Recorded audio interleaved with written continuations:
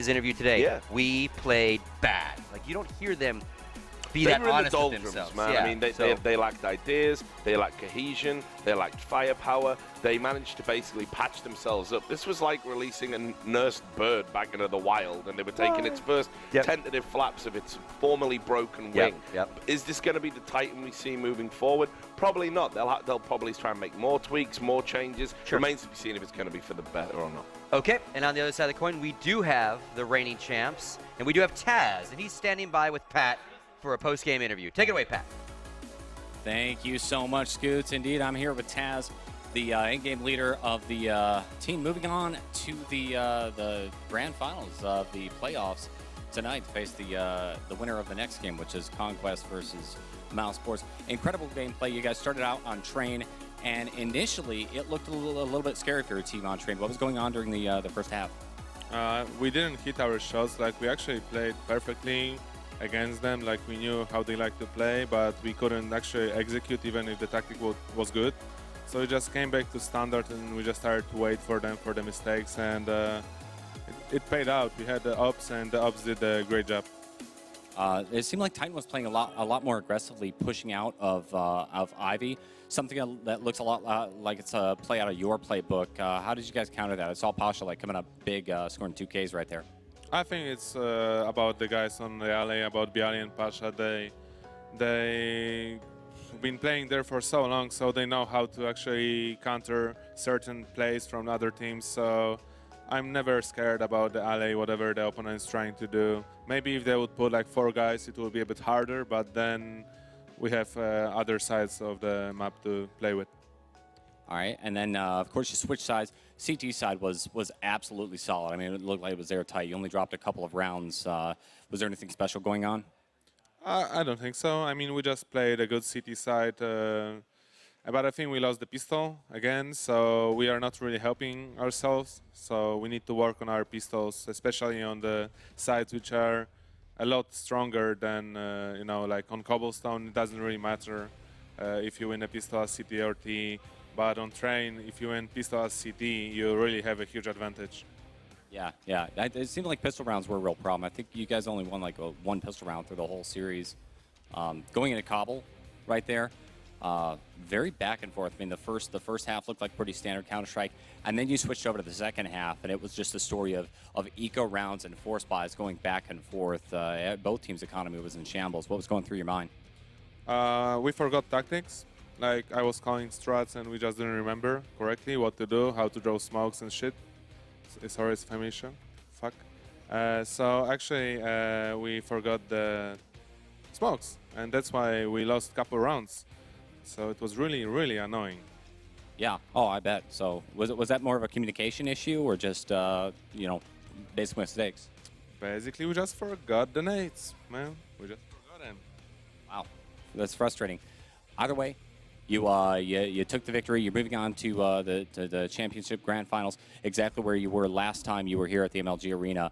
You got to face off against the winner of Conquest versus mousesports. Looking at that matchup, they're two solid teams, two more underdogs really coming into this position.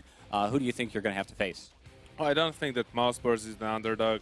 I feel like their lineup is really strong, and they are starting to prove it to everyone.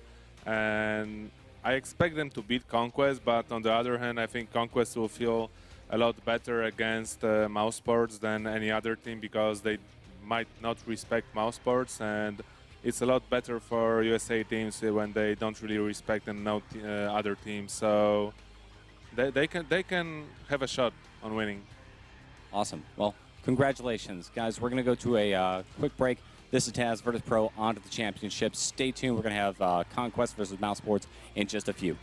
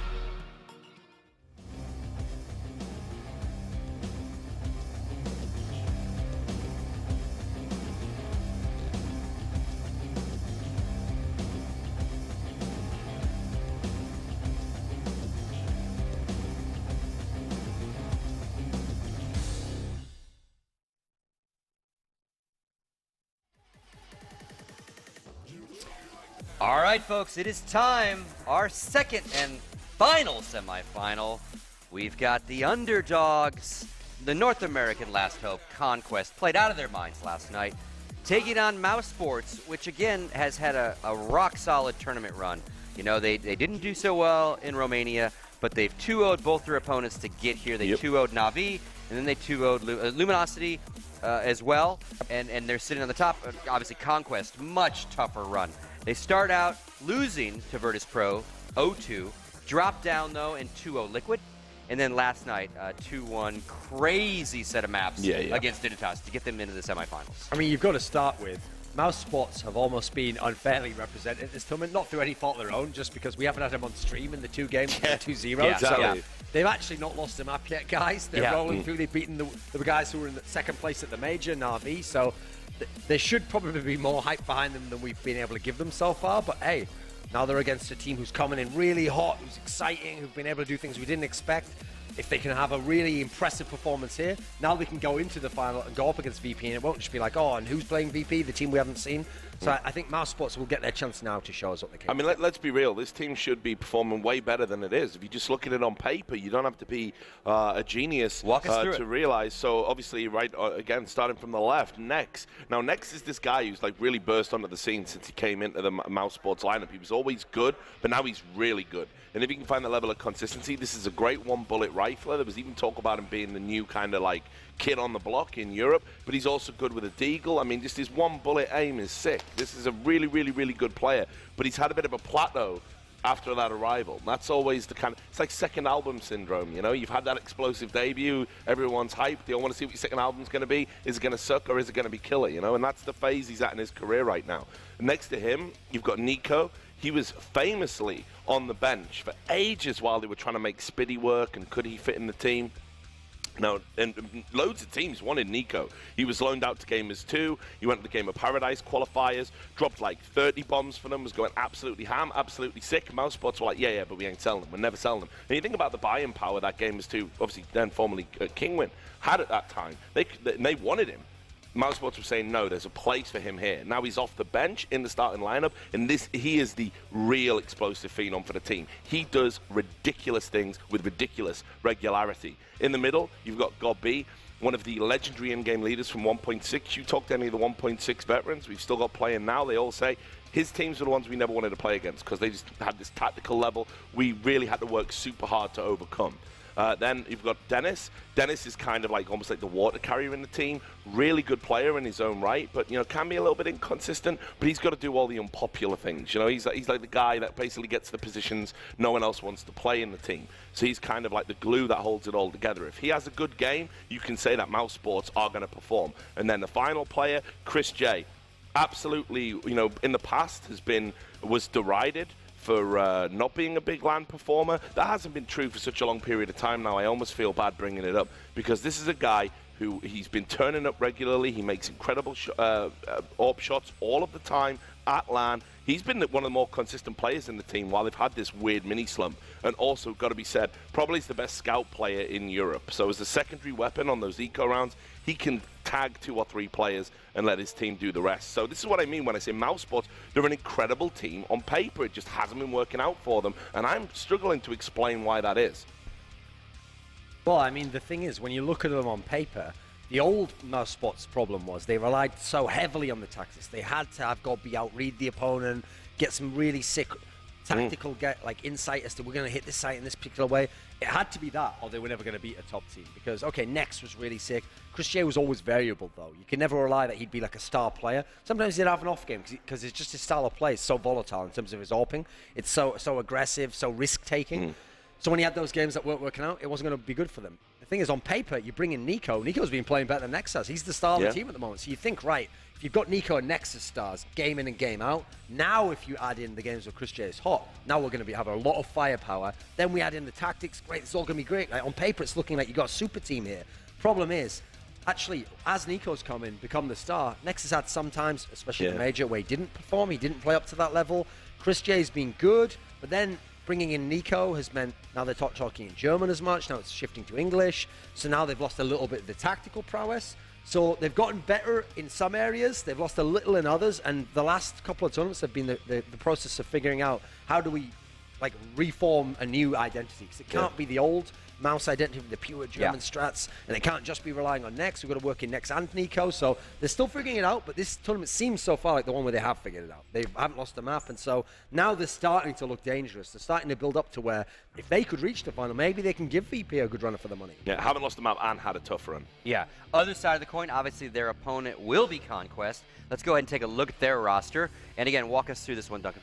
Okay, so on the left, we've got Shazam here. Earlier in the year, he was a member of Cloud9, and unfortunately, that was the worst slump of his whole career. He was having terrible games. He was looking like a fool, unfortunately, in big international tournaments, famously derided by people like Steel, by Dazed. Rightfully so. He was making a lot of misplays, and he never fit in that team. Somehow they never found the right niche for him, and his AWPing fell away from him. Now, these last two CEVO lands, this one in Season 7, much improved. He's found a team that's built around him, allows him to play the way he wants to. And at this land, he's been pulling out crazy clutches. So he's been making the correct decisions in those tough spots. So much improved player. To his right is Nafly. Naf, as they call him. Originally was in Team Liquid, or Denial, formerly Shazam. Then he got removed from that team. They said, oh, he's the one guy who doesn't fit, and he's not that good on LAN. Then he was in Luminosity when they were the American team. They said again, oh, he doesn't fit. He's good online, but it doesn't translate to offline.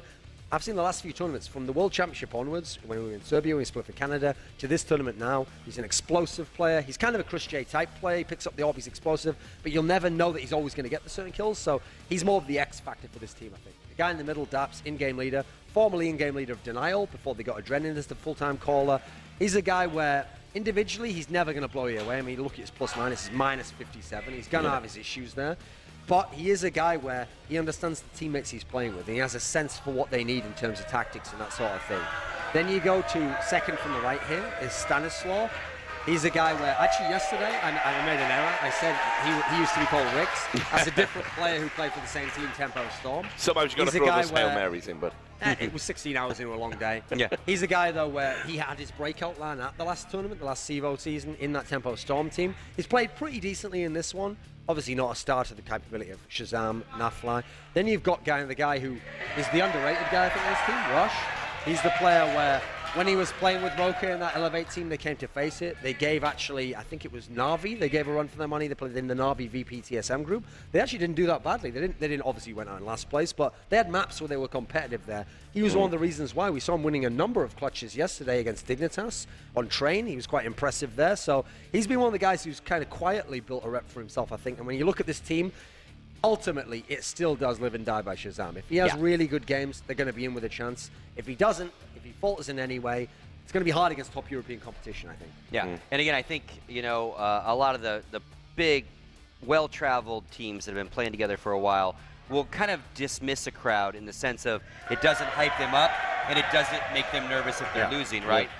Virtus Pro is key for saying that. Like, even in Poland, like, we kind of have to shut it out because it has to not matter. No. I mean, Duncan's not a big proponent of it. I don't think he necessarily believes that the crowd can make too much difference. And indeed, if that was the case, NA teams would have been on top for a long period of time, especially Cloud9. However, what I will say is, in a small, intimate venue, kind of like this, clearly Conquest have been feeding off this crowd. They have had a lot of support, and it certainly can't hurt. And actually, I got the impression that maybe it rattled Dignitas a little bit. I think it flustered them last night. Yeah, and it definitely, like last night, they were the sixth man for Conquest. No There's no doubt about it. And I did ask Shazam this morning, because, again, we've had some discussions about, hey, man, I'm sorry you're not the home team and someone's cheering against you. That's sports. But my concern was, when the crowd was so loud, could communication still happen between the teams? Because, again, the people at home hear the crowd through the casters' mics.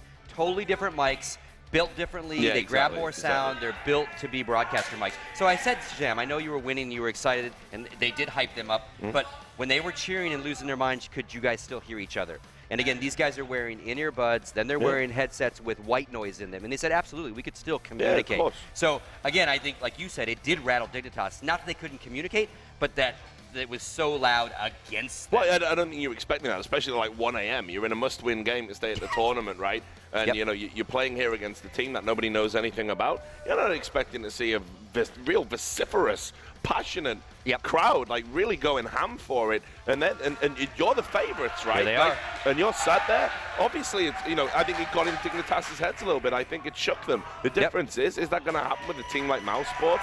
Yeah. I don't think so. They're going to try. But at the end of the day, exactly, they're going to try, and they're going to be right to try. So if Conquest can feed off that, if it can maybe get inside mousesports' head, it can give them an edge. But I don't think it's going to be defining by any stretch of the imagination. Conquest at the end of the day have got to win this with or without the crowd, right? Agreed. And that's the video's about to start, so let's pull that up and start talking about it. Well, the most interesting thing was when Mouse beat Navi, because they beat them on Mirage and Overpass. Yeah. Okay, we know Mouse can play a bit of Overpass, but Mirage isn't really in the wheelhouse. at We all, don't think of yeah. that normally. Now, against Conquest, they're going to take Mirage out immediately. They don't want any part of that. Okay, if I'm Mousesports here, I actually might think to myself, right, what maps were going well for them yesterday? Yep. What were they having a chance on? I might actually take something like Cobble out. I think that's something where I'd maybe risk, just get rid of it now, don't play it. Because the thing is, for Conquest, maybe the other one to do is Inferno, because they had those 2 games on Inferno. It's quite strange, close. though, because haven't Mousesports been, even though they were good on Train at the major, they were sort of banning Train, weren't they? And that's strange, because we know Mousesports can play a Train. In fact, when they first came onto the scene and first started being taken seriously as an international team, it was Train where they were beating people. That's also, though, I think, some of the opponents. So unless they're being Yeah, proven, they've done that. So they've chose removed to do Train. it. I They've think that's removed- just their own comfort, though. I don't think they're specifically trying to bat away from No, Conquest. maybe not. They're saying Maybe they don't want that. Now, here's what's interesting. Inferno obviously has been the best map for Conquest throughout. Yeah. It's been one they wanted there. Weak for Mousesports Overpass, as well. good one for Mousesports, Yeah. I think, here. Cash is the decider is kind of the questionable one. Yeah. Because that's the one where traditionally it is a Mousesports home map. They love that map. Even the new guy, Nico, likes that map in all the online games they're playing. So I feel like maps 1 and 3 are great for Mousesports. I think Inferno's going to be decent as well. So I think this is a good draw for Mousesports overall. I actually feel like, in terms of the Mirage ban, I'm not actually sure that was the best pick from Conquest, actually. I think if I were them, I would have rather taken out something like Like an Overpass. Overpass, yeah, exactly I right. think that's where they might slip up. That was the point I was going to make, but the ban came in just like super quick. Obviously, Conquest had their game plan, but I agree. I think Conquest is going to really struggle on Overpass here. What I will say is, though, Mousesports haven't really convinced me on Inferno. I don't like the way they're kind of when they're trying to push on that through Banana on terrorists. They really seem to struggle with it. It's been super easy for them to lock it down. They don't seem to have the rhythm and cohesion, and they don't seem to be able to get up there as a pack. They seem really reliant on like someone making a pick, be it a Nex with an AK or a Nico with an AK or Chris J from distance with the up. So I don't know. I actually think Conquest could take Inferno here, but then I think the problem is Mousesports is definitely going to take Overpass, and then Cash, I think we end up with a competitive, slightly win to Mousesports. So I think overall, Mousesports should make it to the final, but I think Conquest is going to come out here hot and take Inferno. And again, one thing to point out on Cash, of these 2 teams, only one team played it, and Conquest played it last night to beat Dignitas in the final map. So, for what that's worth. Yeah, and indeed, that is the question, isn't it, for what that's worth? I mean, Mousesports, it's not necessarily an amazing map for them by any stretch of the imagination, but they when you've got players that are just ridiculous raw aimers and you've got a solid AWPer, you're always going to have a chance on Cash. It's just that simple. It's the way the map's designed. It's the way the map works. I think the best part for the Conquest guys is that they get their map first. Yeah. They get Inferno first. Not the strongest map from Mouse in any sense. So they can start off potentially hot. They can start off with a map in the bag and know we're going to 3 minimum. And then also be in a situation where, hey, maybe if we win Inferno, whatever, we're playing with house money on Overpass then. Doesn't matter if we're not that good at it. Whereas if they'd started Overpass, that's where they'd been worried. Because then Mouse is in the opposite side. Yeah, I agree I with think you. this is a chance for them to win a map here. So I'll say that Conquest can take Inferno. But I think Mousesports will take Overpass. They'll take Cash. They'll go 2-1. Yep, 2-1 Mouse. It's exactly the same for me. Like I said, I think Conquest get Inferno. I think this crowd gets even more amped up. But unfortunately, the sad thing about fairy tales is they invariably come to an end, and we all end up back where we started. So Mousesports to do it 2-1. And I used to always say, any given Sunday, any team can win. I stopped that about a year or so ago. Well, When you yeah, started hey, giving me grief. if- So I'm not going to say anything. I mean, If you want to be Al Pacino, that's your business, dude. it's a game of inches. Great ass. It's a game of pixels. I'm telling you. We have a pro player matchup, if you will. It's going to be Nico versus Shazam. Before you guys break it down, again, when I was talking to Shazam about the communication, all those kind of things, I was like, okay, have you calmed your team down, and can you do it again? And in typical say what he wants Shazam style, and I quote, fuck yeah. So Shazam is feeling confident. Family show. Family show, not a family show. No, but I mean, look. So I don't think anything could be a family show when you're showing that on screen. I mean, look. That's a strange individual. That's all I'm going to say, folks. Right. So He's a special guy. Nico is, just a real emerging talent. Loads of people have been talking about how good this player actually is, and he just seems to be able to do anything with any gun he wants. His deagle play is phenomenal, some of the best in Europe. So he's going to be this explosive, impactful player. Now, Shazam, that's not really his style. That's not really his game. He's going to be someone that's going to pick up the AWP, going to look to play sort of defensively, but he will take duels. That's what's interesting about him. He will go for that, but he never had that explosive impact in Cloud9 before. He was always kind of up and down. What's been interesting is at this tournament, he's been clutching rounds more than anyone else for Conquest. He's been the guy that, even in a 1v5, as we saw yesterday with an AWP, he can still make it happen. Now, when you're relying on clutches, eventually the luck runs out, okay? Eventually it can't keep going and going and going and going. But if Shazam can bring today what he had yesterday, then actually he can be a real key player for Conquest. But that's a massive amount of pressure to put on you. When you're literally saying to have any chance of winning a series, you've got to go ham and be able to clutch 1v2s, 1v3s, 1v5s. So, I don't know. I mean, in terms of head-to-head, obviously Nico's the far superior player. That's just real talk. Just look at the stats. It showed on the ADR. Nico averages over 100 ADR. He averages more than a kill around, essentially, in terms of that much damage done. Obviously, it won't always be a kill, but you're doing that much damage to the opposing team. Shazam's decent. He's at 76, 77. But bear in mind, he's a primary AWPer. You'd think the AWPer who's hitting is going to be getting more damage. Exactly. That just shows the level of play that Nico's at in that sense. He's just playing out of his mind all the time at the moment, no matter whether he gets the kill, whether he doesn't kill the kill. So he's a very dangerous player for someone like Shazam and for Conquest to face. Yeah, that's the thing. You don't want to be coming up against him. There's nothing worse than when you're an AWPer and you have to go head-to-head with someone like Nico, even on, like, for example, a deagle round, a force buy, because he can just drop you from distance. He just absolutely wrecks you. He can wreck you with the lesser weapons, wreck you with the pistols. And that's true with this guy as well. This guy who absolutely blew me away yesterday. Conquest's record with pistol rounds is something insane. It's like, I think, the 6 they played did 1-5 or something. Now, it's been mainly down to this guy. Made a 1v3 yesterday. I mean, this guy's pistol play has been as good as anything I've seen at this tournament. So I think they're going to have trouble in that area, though. I think mousesports is going to be a very good pistol team. Of course they are, absolutely. That might be where they don't get the great start every time like they had before. No, and that's what I mean. So that's another thing. Let's keep that in mind. In terms of Conquest winning the maps, look at how close some of the series have been, how they've gone to OTs and they've won it in overtime, where obviously anything can happen. But they've done that predicated on winning pistol rounds. So you're already technically like should have at least 4 rounds in the bank, maybe even 6. And they've mainly done it thanks to this guy. So again, real tall order. It's a bit different, going up against a Nico or a Nex or guys with incredible one-bullet aim precision. He's shown he could match that yesterday, needs to match that today, because those pistol rounds are going to be the difference maker for Conquest, I think. Yeah, and that's a big question. Again, when you're a pro-level team and you're traveling the world, you get used to having really exciting victories and having to get up the next day and reset. Yep. Have these guys reset? Are they coming in super cocky? Hey, we beat us, we can beat anyone? Or have they said, hey, guys, let's even it out? Fresh day, fresh game. Let's be real. These guys in their careers have never experienced a day like they did yesterday. Yep. They don't know what happens on day 2. They don't know, are we supposed to reset? Are we supposed to build back up again? Are we supposed to try and hype each other up and come in at the same temperature? That's the sort of thing where the veteran in-game leaders in the game know how to control a team. That's not something they've had experience with.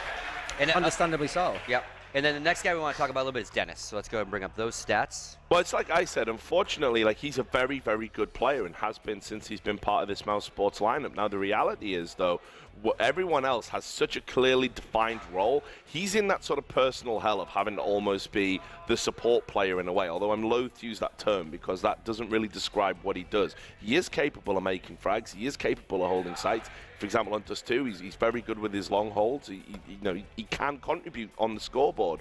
But the sad reality is, when you're in a team where it's like, you don't tell Nico to play passively, right? You don't tell Nex to be a support player and throw a flashbang for someone like Dennis. You don't tell Chris J, not AWP, even though actually Chris J's been really good with rifles lately, which is something else we were going to talk about. And then Gobby's the in-game leader, so he does whatever he wants because, he's the boss, right? So Dennis is just left in the unfortunate situation of being, hey, I'm part of this great team. What do I have to do to be part of it? And it takes a lot of, a lack of ego to be able to do that. Famously at the major, he was sick. He had a bout of tonsillitis. Apparently, he's over that now. He's feeling much better, and hopefully it's going to show in terms of his performance, because he was distraught.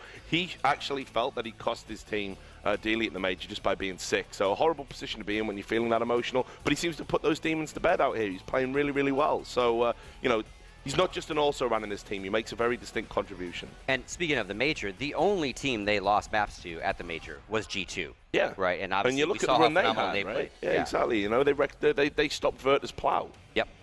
So mad respect. I mean, I've always said I've got a lot of respect for players that can recognize that maybe you're never going to be on the pedestal. Like, you can look at the other 4 teammates and go, do you know what?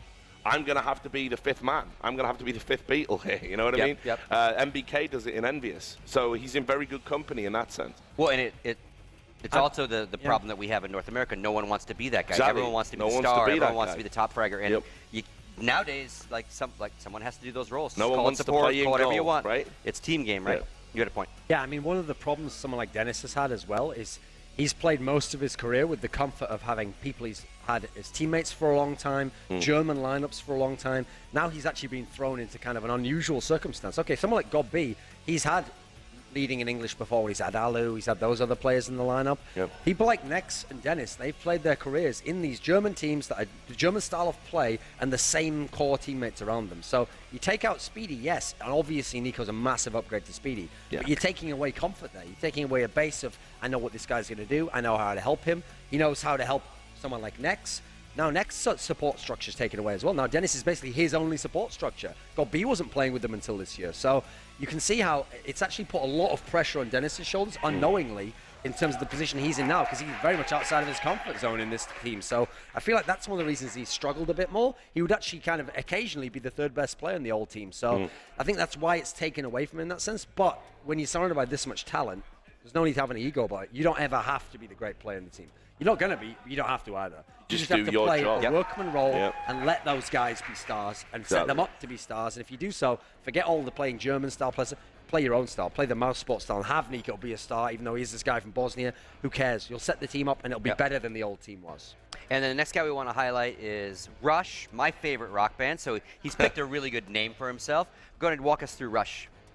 Yeah, I mean, this is a guy, well, like I said, he was playing in Elevate earlier in the year. He was one of those guys hoping, well, if I play with veterans like Storm, play with XBC, maybe things rub off from them. I can learn some of it. Playing with young, rising talents like Roka, Desi. Okay, we've got some talent going on here. I think that team really thought if we could keep that lineup together, maybe we could do something. They couldn't, unfortunately, because Elevate famously was like a revolving door, and the NA shuffle was always going on even below the top teams at all times throughout the year. So he's one of the people, unfortunately, who suffered from that. He tried to go along with Roka to other teams and tried to get in the mix there, but for some reason, I can only assume political, he's never been considered for one of these top teams. He's never been a name that was even on a short list to make it into a Team Liquid, to make it into any of these CLG, into a Cloud9. Unfortunately for him, he still needs to prove himself in that respect, because it does seem like, in terms of in-game ability, he's a guy who plays within himself. He doesn't try any of the crazy stuff that so many NA players do, where they'll stupidly rush at a guy when they're 1v3 and they're all set up. He just plays within himself, plays a measured game, and at this point in time, you could use some of those players in a Team Liquid or in a CLG type team, I think. So actually, I think he's a little bit underrated. I don't want to go too far and say he's like a rising talent or something, but he's probably a bit better than his exposure level would suggest. Yeah, I mean, that's what I like about him, actually. You know, you've got that American Rambo gung-ho style that we often talk about, and unfortunately, that loses American teams rounds because, as the Europeans say, it's dumb. I mean, it looks great when it comes off, but if you've got a numerical advantage, use it. Don't peek. Don't go full matchmaking, right? Now, Rush actually understands that better than anyone. Perhaps that's a reason why his statistics don't look too impressive when they're up on the board. But I agree with Duncan. I think there's some teams out there that could benefit from a cool head. Yeah, next guy we're going to talk about, we're going to flip it back over, Chris J. Why don't you start us off with Chris J? Well, I mean, what can you say about Chris J? As I said, I mean, this guy, he went through a period of time where people were talking about him maybe not being this top-level AWPer, not being a top-level LAN player. All of those allegations have been, demonstrably unproven. He's been really, really good. And actually, when we've been talking about a disappointing mousesports turning up to the majors, we've never talked about a disappointing Chris J. And not lately. I mean, this guy has been on point. He's been landing ridiculous AWP shots. He's got very specific positions, very specific maps. He does as well as anybody in Europe with the AWP. And as I keep saying, what makes him incredibly dangerous is, and always gives mousesports a chance on the force buy rounds, is he put a scout in his hands. He's absolutely dangerous. Yeah, there's been a nerf to the jump scout, what with the hitbox fix and everything that we've seen in recent updates. That hasn't impacted on Chris J's impactfulness with the scout. So this is a very, this is a really important player within the terms of mousesports being successful, and he deserves to be talked about as one of the elite level players in Europe, in my opinion. Chris J is the guy who benefited the most from the arrival of Nico, because bringing in Nico switched communication to English. I remember seeing an interview where he said that, okay, he understood some German, but he'd hear in German, he'd speak in English. Now, he doesn't have to be the star either, because Nico's playing a lot better. He's got Nex there, so he's in a comfort zone now. Now, when he can contribute a big game, now you're going to be very dangerous. But it's not like we look before when Nex was playing out of his mind for those few months. Every time they failed, first place he went down the scoreboard, where's Chris? Did he disappear in this game? Was he missing his AWP shots in this game? Did he cost them by buying too many AWPs? Now that's not the case. Now he's just like the third guy there, and when he contributes, that's when he can make them a potentially top international team. I mean, that's what's going to be really interesting in the context of this matchup, because Chris J is just a far superior AWPer to Shazam. I mean, literally, this guy has got real opportunity, especially on the maps that they've got coming at them here. You know, you think about the importance of a good AWP on Inferno, Overpass. He's going to, and Cash, of course. I just think Chris J's got the potential to have a really big series here, because I don't see who the hell can shut him down from Conquest, really. Like, just in terms of that, AWP to AWP duel, I think he's got that in the bag. Well, I mean, luckily for Conquest, they've got two potential AWPers, because they're also going to have Nafly sometimes AWPing, and he's a guy where, I mean, you saw it on the stats sheet, it said best weapons AK, so he's not using it all the time, but he really is like a heat check guy, where if he feels like he's hot with it, or he's got the right position, they play Cobble, that sort of map, he will pick it up. And he's the guy where he's the Chris J style player, actually. He just goes for that super quick shot, and he doesn't try to set it up and lead the shot and have an angle. He tries to peek out, see you, spot you, scope in, and take the shot as fast as possible. Now that means when you pull off those couple of kills, you're gonna look spectacular. Yeah. But that's also, as Chris J shows, he's one of the best at it, is that's a really, like the variance on that style is gonna be incredibly high. So the risk reward, it's big on both ends, but it's also going to be very hard to be consistent with that. That's why he's not the primary AWPer. That's why it's actually better to have him as the secondary AWPer along with the Shazam. And I think what we're watching as well is, in terms of the secondary open role that he's been doing, I think we're watching the evolution of a player. He's becoming a lot more well-rounded. You think about kind of the sheer volume of kills and stuff he would be, dropping when he was in his online games. I'm really liking the fact that he's adding versatility to his play now. Sure, he hasn't posted some massive numbers here, but I think this has been a breakout LAN performance in terms of maturity, how well he's performed, how important he's been to the team. So I like seeing him sort of become this secondary AWPer, developing a very broad skill set. He's only 17, and when you think about NA and all of the many star players that are meant to be up and coming, and you give him 12 months and he still haven't gone anywhere, let's see where Naf is in 12 months. I think he can be somewhere a lot better. All right, that's going to do it for us, gentlemen. We're going to start the second semifinal. It's going to be Inferno. Conquest. Can they take down mousesports? Yeah. Helium and Launders. All right, thank you, Scoots. Inferno being the first map could be a big deal. It's one of Conquest's favorites.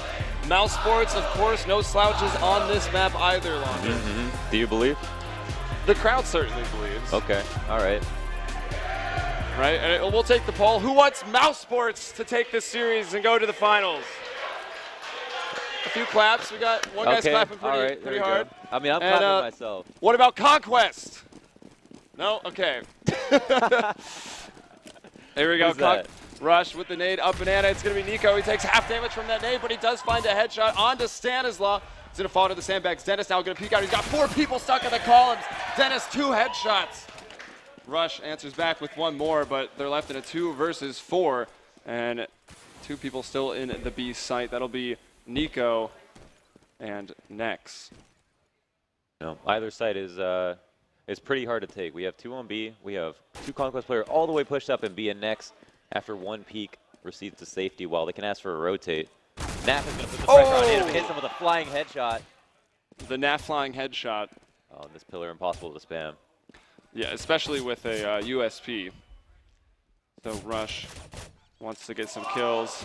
Does actually change out the pistols instead of reloading. What can he do here? He's pinned exposed. Nico takes him out, and that's a 3K for Nico. Dennis with 2. mousesports will take the pistol round. Great way to start off the CT side.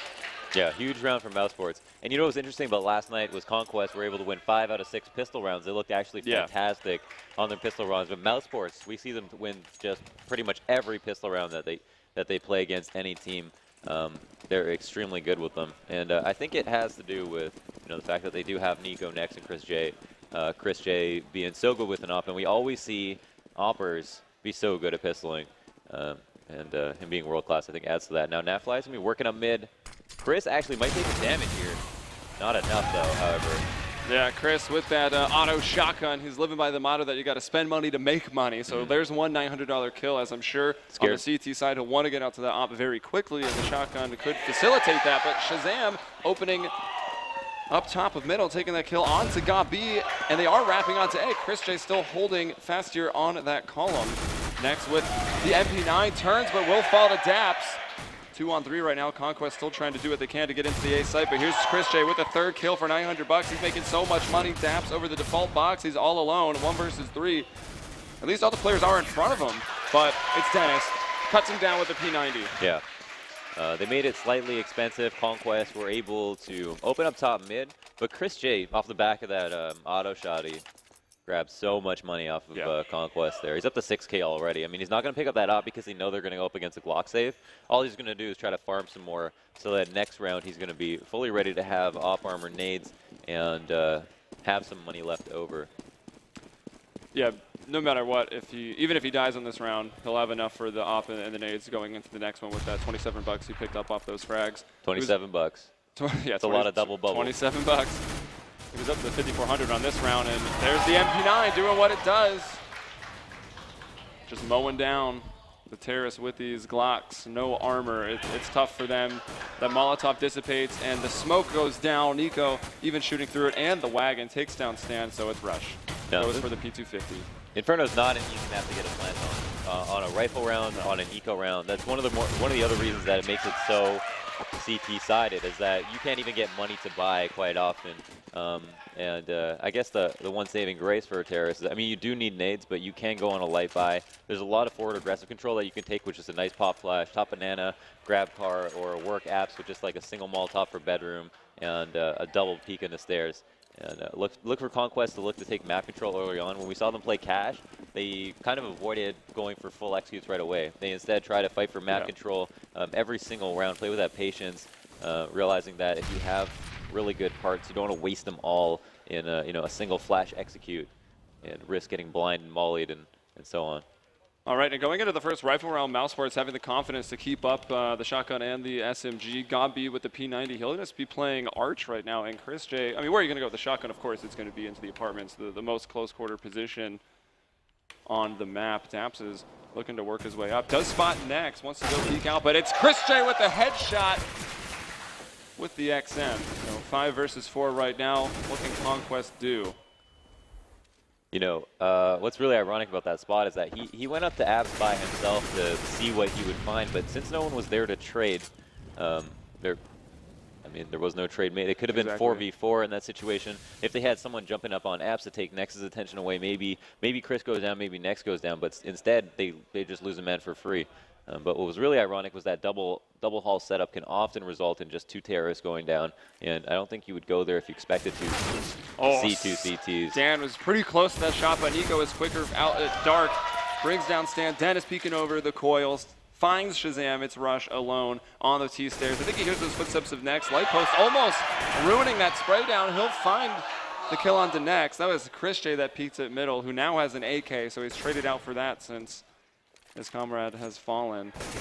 Nice Rush, another headshot. He's got 2, just trying to make it expensive right now as much as he can. And yeah, pretty good that he dies there. I mean, 4 seconds left, didn't want to die for time. No, I mean, he could maybe could have run away to save. Yeah, he almost certainly could have been could have saved there and recycled this AK. I think that would have been the better decision by far. Like, he's had info on mid and maybe not an info on the third guy, but mousesports were going to more than certainly play the bomb, and so after getting those 2 kills, I think he should have counted his lessons and head for T-spawn, but instead try to make it more expensive for Mouse. And I guess that's just because Conquest are still early in this half, and next round, when they buy, they want to expect some good returns in terms of doing economic damage to mousesports.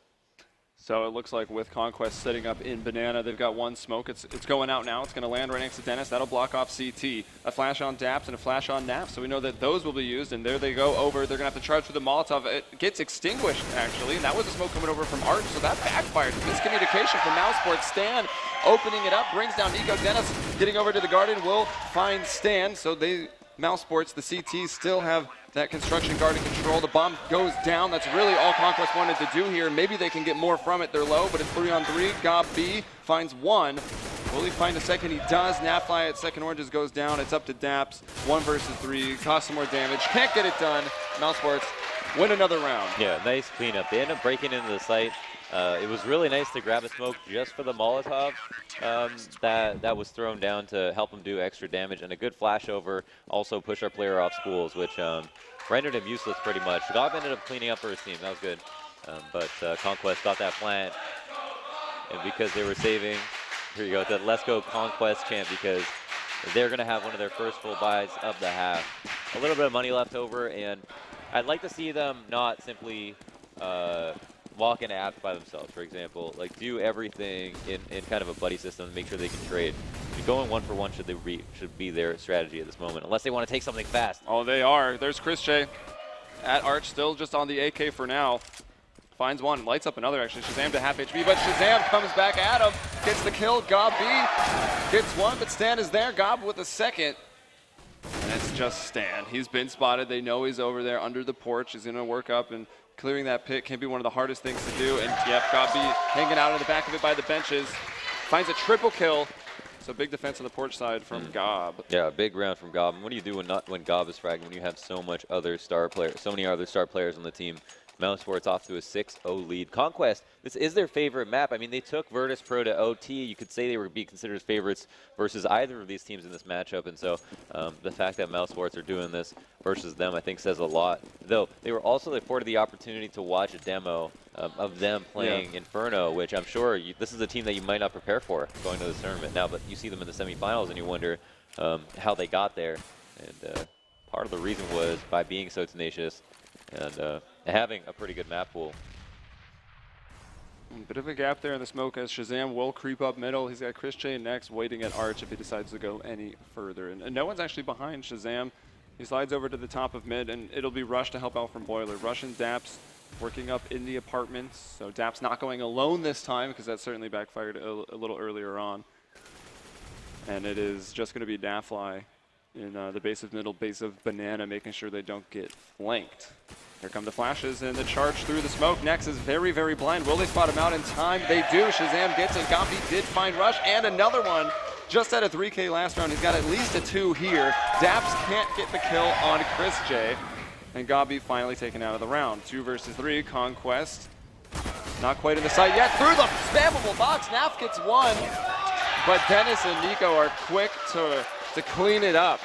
And that's 7-0. Yo, a slight lack of explosiveness there, from Conquest. I mean, the trades were fantastic. And Stanislaw always gets that kill. He always gets that trade frag whenever you need it. He even saves his teammates with entries quite often. But on that round, they got top mid. Shazam got an entry, and no one was behind him to follow up when he got traded out. And that would have been a key point for them. Got the 16-0 chant from the crowd right now. So there are certainly some mousesports supporters here, and that's pretty nice to see. You would think mousesports is a brand that would travel pretty well across the globe in esports. Big name. Absolutely. Very marketable players. Look at Gob. Look at beautiful Gob. Exactly. Godby. Godby. He has been right now. He's 8-2. Dennis is 10-2 with the most frags in the server right now. 4 men on Conquest have 3 kills.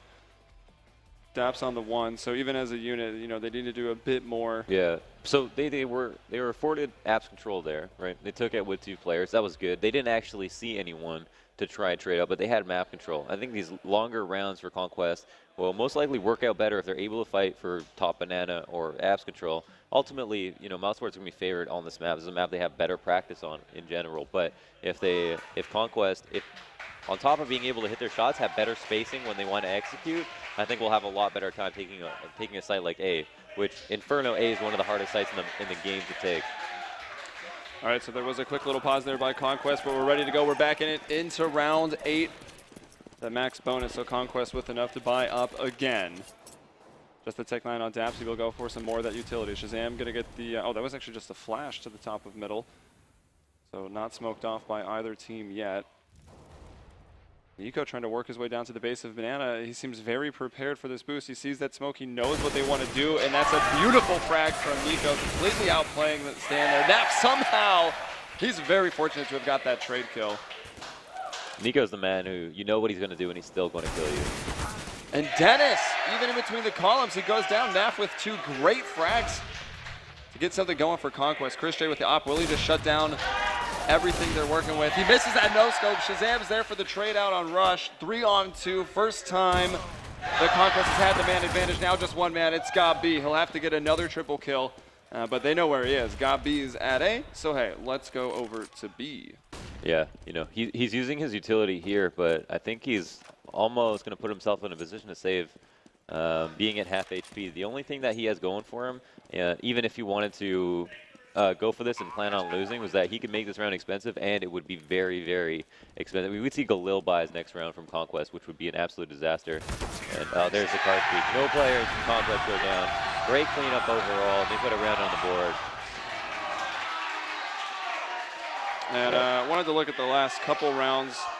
3 people alive in round 6, 5-6, 3 people survive for mousesports, only 2 in round 7, so the money isn't the best. A couple people are loaded, so they're getting the drops in. And it is going to be another rifle round for mousesports. We got certainly a North American chant going on right there. That was beautiful. Well organized. Dap Stanislaw with the P90 and a Tech 9. Nico will find 1 and gets the smoke down. He only survives on 7 HP. Flash will go through. Nico dodges that, but Napfly, that's an easy kill. Cleans him up. Chris J going to try to get into the construction as fast as he can. White 1 and out. Hold it a little bit. Molotov's off. Stan is the one waiting there and holding that. Rush going to move in now, and Stan getting close for the trade out perhaps. Oh, Rush just wins the battle 1-on-1. So Conquest holding onto that B site 4 alive. That'll send Gob B and Next running to the hills. They want to save those weapons. I don't think Conquest is in any position to really chase and find them. No, so mousesports should be able to have a bit of a bye going into this next round. That was nice. I mean, they're finding an exploit here. That's 2 rounds in a row. I mean, this is saving them from having to double save on the loss. And Conquest, mousesports absolutely know this. They always have a good beat in the economy. Now, mousesports is saving 2 players. Conquest exiting CT. May or may not have the interest to chase, but really don't want to lose any men. And now we'll move into this next round versus maybe the chance maybe been the reversed. last buyout. That's awesome. I think that's a tall order to hold mousesports to the 7 rounds, but we shall see. Yeah, but the exploitable weakness right now is Banana, right? Yeah. Does that mean that mousesports start playing 3-2? And can Conquest condition them into playing 3-2, because that would leave A wide open, Yep. and that's what you really want to do. That definitely opens up. Conquest could pull the reversal on them if mousesports feel that they need to bolster the defenses at the B site. Chris J's come back to the shotgun, and he's in a great spot. But he doesn't even get the first frag. Stan takes him down. Next is able to get the 1. Napfly will take the fight and distracts him enough. Rush with the flank. Gobby pulling out a flash, getting spammed through the box. There's 2 people fighting him now. So Gob actually did find a kill onto Stan. So 2 versus 2. And they're stuck on the arch side. That's mousesports going in for the retake. Bomb will go down actually behind the single box in the site. Both players are here, so it's not really your best after plant positions. 1 player watching each side right now, but Naf, he finds Dennis. It's Nico with the op. What can he do? Oh, there he is. 1 shot onto Daps, and another onto Naf. What a flick. Whoa. That's neat. Have you ever seen him lose a 1v2? I've never seen him lose a 1v2. I didn't consider one of I don't know. That was amazing. What a shot. I mean, what a 1v2. You know, I was thinking about all these things to say about the way Conquest played that. And I guess I'll still say at least one thing. Rush came up with that beautiful trade, rushing up mid into Boiler when they spotted that there was going to be 2 halls, and that split ended up working out almost beautifully. Stan also getting the entry versus an auto shotty holding an angle very on you. surprised to see that. I saw in a nearby universe that Chris J just got 3 kills. I mean, Nico, man, that was just pretty ridiculous. Standing behind this Molotov, actually, whoa, had the opportunity to take a shot, too. That was quite close. Wow. And it's Naf. Naf actually has come up big, right? The first round that Conquest gets, it's Nafly getting those 2 kills in Banana. He got the kill in Apartments on the last round, and here he is finding the first one again. And bringing down Nico, who had, such a hot round in round 10. Yeah. And see, now, mousesports have shooed Conquest off of playing top of Banana. Chris, give it that auto shotty at mid. Strong, he's strong pushing weapon right. for sure. Oh, finds one at bench, hand over face, but it's Naf. Just in the right place at the right time. He's got 2 kills, 5 versus 3, a little under a minute to go in the round. So Conquest still with some time to pull off the rotations. And look at that, you see 2 men just flying through CT spawn right now for mousesports, going in the complete wrong direction. If that bomb goes down in a 5-on-3, mousesports, what will they do? Oh my gosh, Dennis, the 2-for-1. No needs to get this bomb. Yeah, they have will to just have to double peek this. All right, so 1-for-1. So Conquest holding on to the advantage. Gabi actually getting dinked up through the wall for just 13. He finds a kill on the DAP, so it's going to be Shazam. If he can 1v5, surely he can 1v1. He's got the bomb down, so that's going in his favor. Smoke for Banana, that's the way that Gabi was going. He's just going to charge right on through it. Can't quite figure out where Shazam is. Gabi somehow alive without even taking damage in that little exchange. Very blind, he's tamped the bomb. Shazam not going for this peek. It's all the mind games right now. And Shazam, he gets the frag. Conquest finding their 3rd round. Oh, after that. Closer than it needed to be, After that though. whip spray, that was super close. That's also only doing 10 damage with a dink. That was almost an unfortunate turn of events. Chris J flashing himself through a smoke down mid and then trying to find a kill to even up. I mean, that just shows you how weak they were in their buy, because there was an auto shotty and a P90, and I think Chris realized if A would be taken, that they were going to need more manpower to do it. So he tried to get the man advantage and took a risk that didn't work. Conquest were a little bit too aware, and now there will be no force up. Mousesports are going to there will be a force up. Yeah, they force up. This is just a complete force buy, as if they lost a pistol here. Deagles and 5.7s. Yeah, well, Nico and Nex showed us how potent they are with the Deagles in their overpass match on day 1 against Navi, where they actually closed it out with only Deagles. And there's Chris J also chiming in. He gets a nice headshot on to Rush. Takes a bit of damage, but I think if that AK is within reach, Shazam needs to try to get rid of it. And yeah, there he does. So Conquest still spread out. It looks like the bomb's going to be picked up and maybe brought back into Banana Stand, trying to hop over the smoke on that wagon, see what he can see. Nico just holding this angle. Obviously, some big Deagle plays have been made from this position. Will we see some more? If anyone were to do it in this match, you would think it would be Nico. Playing very, very close to the smoke. What was fantastic from him last round was their ability to pick the right site. I mean, they got mousesports to stack A while they hit B. There's the flashes, Molotov to new box, so Nico can't hide there. He's going to post up at second orange's flash going in to the trash there. Stan. Oh, that was just the fake. Look at the bomb. It's at the top of mid. Nex is getting pulled over to B, so now it's just Gabi here. He will drop Shazam. Beautiful shot and finds a second. Gabi's playing very, very well here at A. He's a big part of mousesports having these rounds. And time, 4 seconds, can't plant. Doesn't want to die after. These guys will have to survive. Stan and Naf both with AKs. They cannot afford to die. Still peeking out. Stan, lucky to be alive on 4 HP. Yeah, absolutely. After the time, Gob hitting 2 nice shots at 5.7. He's been outstanding. I mean, it's just not going to work if Gob is also hitting shots. He's just he's playing really, really well right now. And Conquest, the thing I like about them is that on these anti-eco rounds or anti-force-up rounds, they know that you're always on edge. Every little bit of information, you're going to overreact to it. And so they always sell their fakes, and they save them pretty much exclusively for when they're versing force buys or versing save rounds, because they know that's the best way, the best time they can get the players out of the site. Dabs got himself into a pretty good spot. He got the close battle that he wanted, but he couldn't land the headshot. He has done some damage in Conquest in this round. Naf with that op, Stan with an AK, and the 2 Tech 9s. And look at the response by mousesports. They actually got the submachine guns out there, MP9, UMP, and the standard CT defense right now for mousesports. It's all on Conquest to make moves. Yeah. Now they don't have a lot of utility. I mean, they've actually got 4 smokes on the board. I mean, 4 smokes and Molotov, you can do quite a bit with that. mousesports are going to be fully aware of the fact, but they've got the man advantage. I mean, they have the ability to play 2-3 and not over-rotate, and that's what Conquest need to try to change, because if they're able to get a kill here, then they can exploit like a whole area that mousesports won't be able to defend. Truth is, mousesports believe it's going to be some sort of a B hit. I mean, they've got a fast rotate, but Arch is wide open. No one even spotting. Stanislaw top mid, outside of Boiler, looking for some action. Yeah, so he's going to be lurking around the Arch side. That should be expected when the B hit comes out. I think mousesports will be careful on the rotations over. And Gabi's even holding the Arch in case it's comes through. But there's Shazam getting the entry. He finds next. Gabi going to push through the smoke. No, he will hold off. Probably the right call. There were a lot of people there waiting for him to stand into a great spot. Finds Dennis. Gabi turning quickly. Hits the headshot, but Conquest with the advantage. 7 seconds on the clock as that bomb goes down. Gabi will show up at the coils and that smoke to dissipate. So Gabi's got a pretty forward position. 2 men back there. Naf hits the shot, but they know exactly where Gabi is. He has no idea where they are. Rush finds the kill, and Conquest going down a man early, but they persevere, and they find their 4th round here on T-side. Yeah, I mean, they're making it happen. They're actually earning themselves what could be a 2-for-1. mousesports very low, and Conquest always manage to bring it to an economic game, it seems.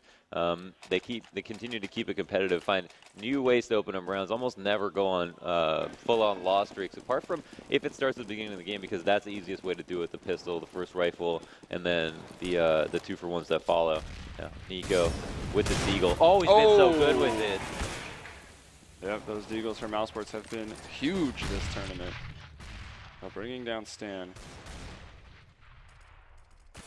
Definitely a star player for the team, but now that he's gone, maybe he can move his troops a little more effectively. Conquest need to be careful. Of course, it is just that force buy, but they might be panicking a bit as they've lost a man early again. And here's Chris J to bring down another. He finds Shazam. Rush at least trading that one, and Gabi in the window looking into alternate. He will go down. He has done a lot of damage, but it's a 3-on-3. The Eagles can easily clean up Rush. That's a free meal for any of these mousesports players. Gabi dying on the site, left it open. I mean, he was going to take that risk. Oh, wow. Oh, doesn't actually spot Naf. Takes him down soon after the plant. The bomb cleans him up. Rush. One shot from this Deagle can take him down. Rush versus Dennis. Dennis already on the site, and not really the best plant for those apartments. Rush will flash out. Got to have heard the bomb been tapped. Doesn't look like he'll peek on that one either. Again, all coming down to the mind games here. This time he'll stay on it. No chance to win. Rush going to go down as well, and the plant just wasn't good to play that position, unfortunately, and he doesn't go for the peek. He needed to get aggressive right away if he thought that player was going to stick it. Up until that point, when you knew it was a single box plant, if you're crouching behind the box, there's no way that you can hit it from outside of the balcony. You have to jump out. If you jump out as soon as the plant is tapped, you're able to get around the safe plant and shoot the player defusing if he sticks it. Now, he could have got off in that situation. It would have been really hard to win because Rush was so low and only had a Tech 9. Up until that point was calling out the fake diffuses because he had no other choice. He was very low. Next, however, could have stopped the plant in the first place. Ended up getting a kill to make up for it. And so you could say that was a round mousesports to won anyway. It definitely was. Oh, Dennis also through the smoke. 5 versus 3, not looking too good here in the last round for Conquest. Dennis gonna get another, actually found a triple kill on that one. Nico just going through very, very aggressive. Stanislaw, 2 Tech 9 headshots. Still not enough to open the B site. The rotations have come over, and you got Chris J with the scout residing at the top of middle, making sure he can defend it, or at least call that, hey, they're actually changing the direction. They're coming to the A site. Chris J spotted them now, and starting to slide over will be next. Scout J, all alone. Is able to smoke off mid. I mean, this might deny someone from trying to go through it. I mean, they're probably asking each other if they have flashes right now, and they don't. They've only got Molotovs. And I guess that means they're going to camp out the smoke. Chris not asking for a rotate either. Still this 2B setup, and I think that it's because they have the smoke down. Oh. Wow, what a shot. Yep, takes Stan right out of the air, and it's all on Shazam right now. 1 versus 3. He's gone over to the Arch side, hoping he can find a mistake from mousesports, catch a rotator. That's maybe a little too happy to get to the A site, but mousesports not going to make that mistake. Shazam had the right idea, pre-aiming into the hallway at CT. Takes actually a lot of damage from that. He's down to 3. And Gabi will take him down. And that's it. Pittering to a halt our Conquest. who, throughout the middle of that half, were able to string together a couple of rounds at a time, rounds that they weren't economically favored in, and it brings them to a total of 4. This is the classic, in my opinion, scoreline that we've seen. On Inferno? Yeah, of Inferno, where the terrorists get 4 rounds. You know, the one thing that helps for Conquest is this doesn't consist of a pistol. We do have 4 rifle rounds that they've earned. That is a good point. And they easily could have had some more, right? There were a few force buys. One nearly worked, one did work, so Conquest could have just as easily had 5 or 6. They do only have the 4. Winning the CT pistol is going to be paramount to their success here on Inferno. Like, they need that, because if mousesports get a pistol, win the subsequent 2 rounds, they're up to 14 with ease. Look at this kill distribution. It's really all wrong at this moment. Like, Dennis, even though you know, he is a very apt player, is right now top fragging in the server. Even has that 20 efficacy, and Gabi up to 16 kills as well, who, you know, essentially is taking the place of Nex, who only has 5 frags. And so they're obviously causing problems for him. I mean, on the side of Conquest. Well, B was the site that was falling, and that's where Nex was, so. Right. Yeah, there was their weakness in the beginning. They were able to exploit. Dennis, actually, they switched up a couple, like Dennis, Nico, and Nex have all played B, I think. Yeah. And yeah, they did get exploited a couple of times. It will take a stalwart CT defense, though, to defend against mousesports, who are going to feel very comfortable going into this half. I think pistol or not. And, I mean, Naf at 14 frags, he's also played very well. Naf's really the reason. You see the first kills, he has 1 first kill and a couple other rounds when they were a man down. It was also then Naf to open it up. So he was very big for Conquest, a big part of the reason they even have 4 rounds there on the rifles. But what can they do going in to the second half? The crowd loves you on this. Helium. They seem to like me as well. At least a few of them anyways. Thank you for that. He gets really awkward and he blushes. No, it's super cute. Whose hand is this? Whose hand is that? That is the hand of Stan. We're going to find out. And Conquest. Stan is They play for Rush. We will never I literally know. have no idea. So the teams do have time at halftime. This is certainly a big game. It's the semifinals here at the CEVO MLG Season 8 Pro League. Imagine if Conquest take a final here. Imagine if Mouse make a final here. Either of these teams. Yeah, it's a big story either way. Yeah, I mean, Mouse already knocked out one of the favorites of the tournaments to get here. They haven't dropped a map in their so first far. match of the tournament. mousesports having to come and play Na'Vi. Like, certainly Conquest. they can't get it done, but they just 2-0 Na'Vi with relative ease once they got the map too. Yeah, Conquest beating out a team which consisted of players that are on their team right now. Yeah. Conquest knock out the hope of NA and thus became the hope of NA. Yeah. Pretty much at this tournament. That's what they've done. Oh, Rush. Smoke grenade to the thigh. Will that affect the round? I don't know. I think that was like 1 armor damage to him there. It just affects where the smoke lands, but it looks like it's still clean at top mid. It might have, I think Chris might have been expected to be able to go through this, but we'll decide to anyway. Yeah, and they went through that without flashes. I'm surprised. Usually if you get that smoke, you're going to put a flash through it. Of course, you've got less utility to work with. Dennis does have 2 flashes, though. See this ultra passive setup from Conquest. 2 back on the site in B, 1 all the way in CT, spotting Archway, and then double pit setup for A. Double pit is just extremely strong. There's just so many good angles you can defend from. We see Rush taking lane. This is how you play USP advantages. Not getting too close, not getting overrun. I like that. Smoking off the cross into sight, but of course the Conquest players are doubled up in pit. As you mentioned, Rush finds the 1. Naf gets 1, but on the reload, Gabi jumping out with the Glock. We'll find him. Daps in library. He's going to be the first responder. And the other players for Conquest coming through Arch. And how many players have got into pit? At least Gabi right now for mousesports. Other 2 in the site. Gabi also going to use the range of that USP. Dennis has been spotted. They know he's cornered in the back of the site.